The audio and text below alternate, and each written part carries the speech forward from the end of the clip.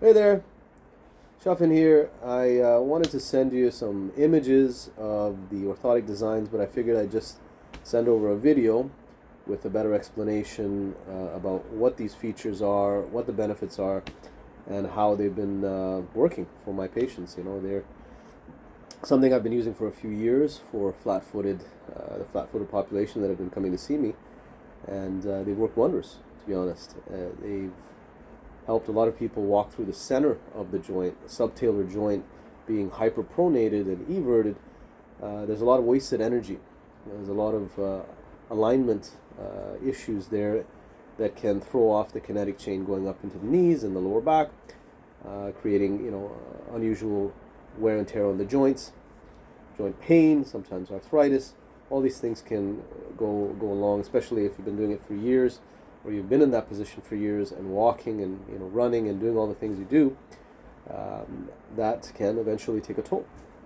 So, anyways, long story short, I wanted to show you the designs. I'll start by something without a post, and then something with a neutral post, a medial varus post, and then also a wedge, which is the most extreme. And I have used the wedge for adult patients as well as juveniles for their corrective devices. Because I have made corrective devices for children as they're growing to help align the subtalar before the skeleton is set. And I've had actually quite a bit of success with that as well. So let's take a look.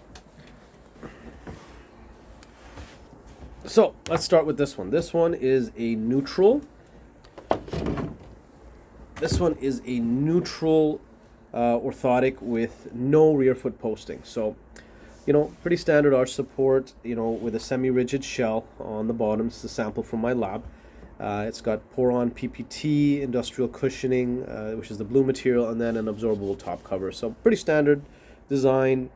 I generally use rear foot posting to stabilize, which I'll show you next. But this, I find, at times can be a little bit, there's a little bit of movement in the rear foot inside the shoe, and it doesn't really offer as much, stability.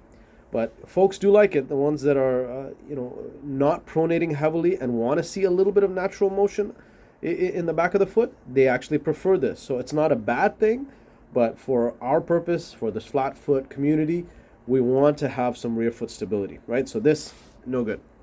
Next, this is what most of your orthotics, I'm sure, have come with, which is a neutral rear foot external post, right? You've got your arch support there. This is actually for a higher arched patient of mine, and we've done a few features like a metatarsal support to offload, and then also a first mat cutout here. So anyways, some other things, for high arches, but this is neutral, which is pretty straightforward. Now, moving on to the posting. So you can see the white is the same, but then there's a brown piece of material here, which is elevated on the inside, and zero towards the outside, right? So that will lift up the inside of the subtalar joint and prevent the eversion from happening. So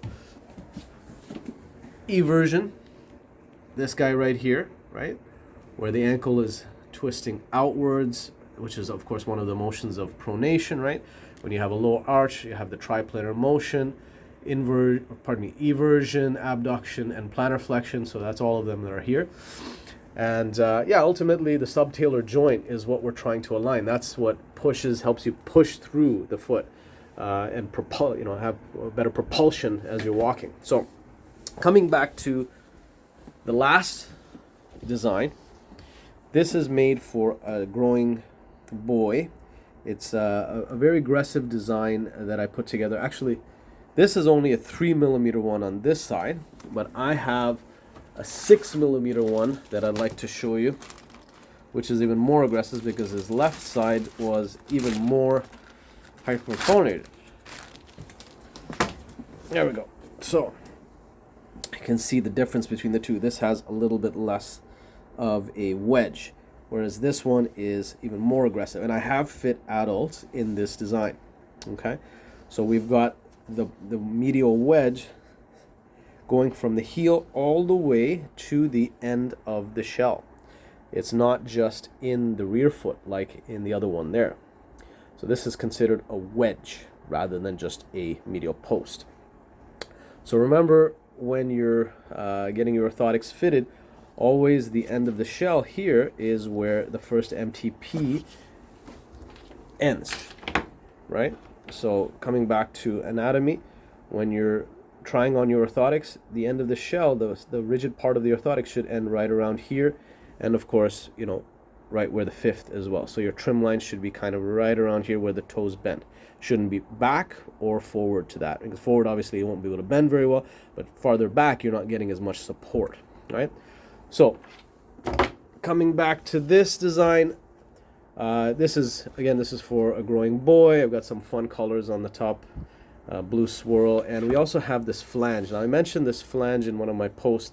This also helps for flat foot conditions where, you know, you have the inside of the foot, or rather the arch of the foot splaying, or there's soft tissue actually coming over the edge, and this material, this extra flange, helps prevent the orthotic from cutting into the soft tissue.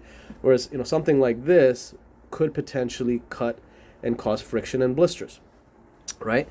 And this guy here would prevent that from happening. This little flapper, and there's no hard edge now, right? The edge is right here.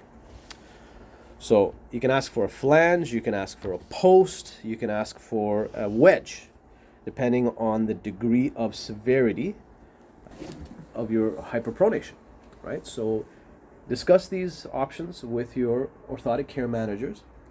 You know, you can definitely request them. I don't see why they would refuse you giving these a try in your next pairs of orthotics. And if you have any other questions, feel free to reach out. All right, have a good one. Take care.